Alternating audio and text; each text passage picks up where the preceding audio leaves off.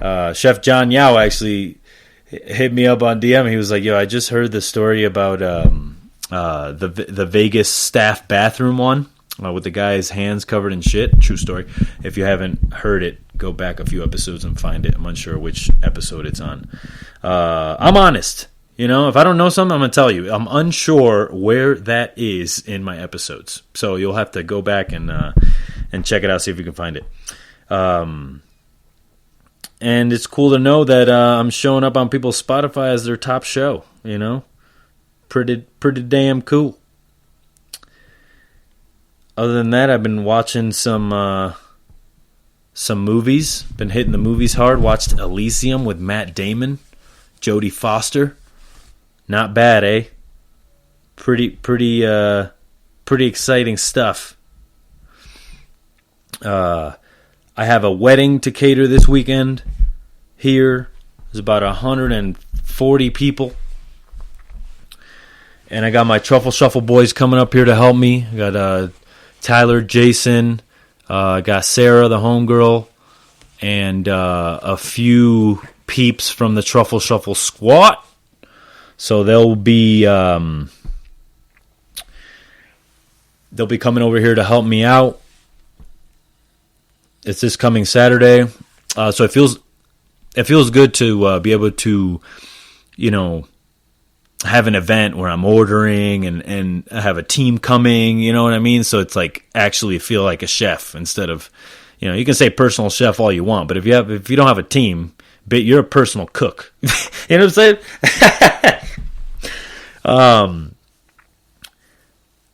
So Truffle Shuffle is going full steam with all things they're working on. On Labor Day, September 6th, they've got the Office trivia and cocktail or mocktail class. So that's on the 6th at 4 p.m. They'll be doing some Michael Scott trivia, office-themed cocktails as well. That's with Sarah McKinney, who we all know is one of the founders of Truffle Shuffle. So shout out to her. Great beverage knowledge. Then we got another Sarah's Spirit series coming up on the 10th of September. Gin and vodka. So she basically teaches you a little bit of history about the actual spirits that you're using, and then sort of teaches you how to plan your cocktails and do all the flavor combinations. So she talks about obviously the cocktails that she's making at the time, but also since it is a live class, people do chime in and ask hey, what else can we do with this? And she's very knowledgeable, so she has all the answers. Then we got fried chicken tacos with my boy Chef Rogelio Garcia, September 12th at 3 p.m. Pacific time. So it's sort of like the live class that I did. It's a chef partnership with Truffle Shuffle. So he'll be doing the class along with either Tyler, Ian, or Jason as his wingman. And as you know, all those classes are live. So, and then after the fact, if you missed it, if you can't make it at 3 p.m., you can always order the class on demand at truffleshufflesf.com. All right? So that is the 12th of September with Rogelio Garcia. Okay? And then we got September 17th, we got Sarah's Spirit series. I think they're just doing this on a weekly basis now. Good for you, Sarah. Kicking some ass. This one's on rum, based on rum, and that's Friday, September 17th at 5 p.m. Pacific time. Okay? And we got, my boy, handmade cavatelli with Chef, get ready, Joe Sasto, son. All right? Chef Joe Sasto's family gravy on this handmade cavatelli, so you know it's good, bro. If you're not following Joe Sasto on Instagram, please do. The man is doing amazing things with pasta. It's like incredible. So shout out to you. That is the 19th of September at 3 p.m. Pacific time. So you log on truffleshufflesf.com go ahead and add it to your cart. They will send you an ingredient kit with everything already weighed out to make it super fun and simple. He's sharing his technique of hand-shaping fresh cavatelli along with his homemade mortadella meatballs. Okay, so, I mean, that sounds damn delicious. So I'm happy for Chef Joe that he finally got partnered up with my boys over at Truffle Shuffle. Sarah's Spirit Series once again, baby. Tequila and Mezcal. That's the 24th of September at 5 p.m. Pacific time. All right? Friday, September 24th. So she will be talking about tequila and mezcal and making some cocktails with you to follow along with. All right? Now, next one, September 26th. That's Alejandro's homemade mole with seared chicken and Mexican rice. That is the 26th at 3 p.m. Pacific time. All right? Chef Alejandro Toscano right here. So, oh man, he's making Abuelita Maria's mole? Dude, are you kidding me? There's nothing better than Abuelita's food. All right? Yeah, even some of the best chefs, like fucking step aside, Gordon Ramsay. My Abuelita whoop your ass, son. All right? So, shout out to him. Alejandro Toscano is a Truffle Shuffle chef, meaning he is being mentored by Chef Jason and Tyler and Ian Rosentrow as to, you know, how to properly prepare food, how to be amiable and showy enough to do those classes, which I tell you, it's not easy, okay? Especially when you're doing multiple classes in one day. So they work tirelessly over there to make sure that their guests have a great experience. So, again, TruffleShuffleSF.com. And then we got Connie McGuire, another Truffle Shuffle chef. She will be doing Thai green curry with rock cod and late summer veggies. That's October 3rd at 3 p.m. Pacific time. All right? So, they got a lot of things coming up for September and October. So definitely get on that website and check it out. All right. You ain't that busy on Sundays, okay? So go ahead and buy yourself one of them kits and cook along with the class. And hey, while you're there in the Truffle Shuffle class, you know, shout out suciotalk in the comments. Maybe I'd love to hear my boys be like, hey, a lot of people were messaging suciotalk on the Zoom feed for our class. You know. Show the love, baby. Spread the love. Okay? So, super excited about the wedding that I'm catering. Super excited about this next job that I'm taking, which is on a ranch. 10 days, good money. And excited that my plans have changed over and over and over again. So, I don't really know what I'm doing or where I'm going to live, right? Because as soon as I got this job, I left my apartment. I said, peace out. Started my own company called Sucio Arts, LLC, my event company, you know, where I'll be catering events, doing suciotalks live, everything. I'm into everything, okay? The answer is yes, and that is the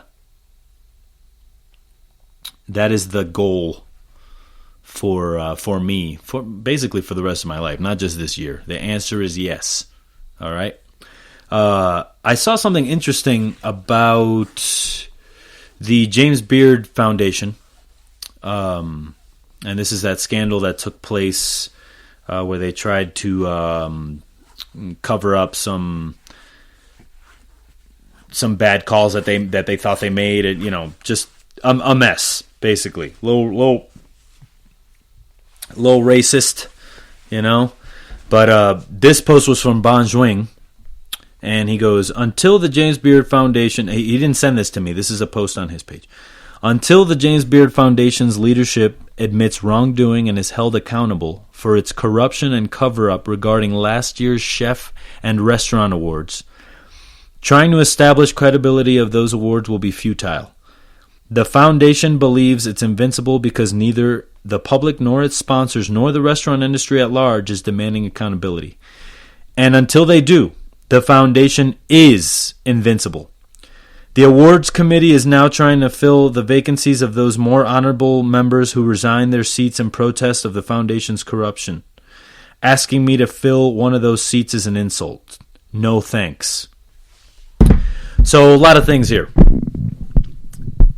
Again, like I've been saying before in the past podcast, it's like you grow up and you want Michelin stars and you want James Beard awards.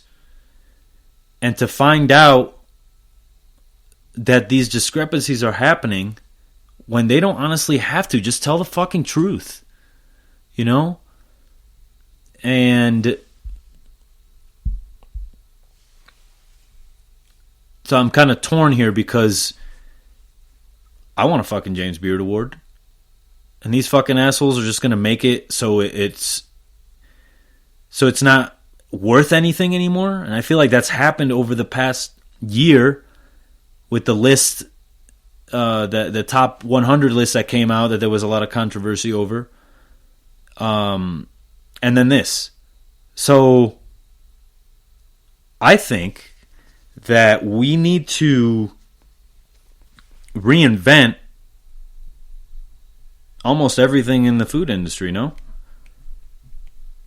Do we need to have a new award system that's run by, people that are open, non-biased, not racist, not liars? I hope that they can find them, and Bongering's choice to say no to them, whatever, bro. That's his choice, But I also do feel like the only way to make change is to fight fire with fire. So, if I was Bongering, and I'm not Bongering, but if I was him, and I was thinking like David thinks, right? And someone asked me to, hey, be on the James Beard, I'll be like, hell yeah. But first off, we're going to have a motherfucking meeting about this shit. And, he's a journalist. I'll be like, let me turn on my Instagram Live and let's go through this. Or, in order to affect change in those industries. Or if that's not the option, to join the James Beard and teach them positive ways, or change the way that they sort of reestablish their credibility. That's what it is. But again, we're in this world where we just cancel people and write people off. And I'm torn. Like I said, I don't know if that's the right thing to do. Just cancel people and fuck them. It needs to happen to some for sure. But we cannot...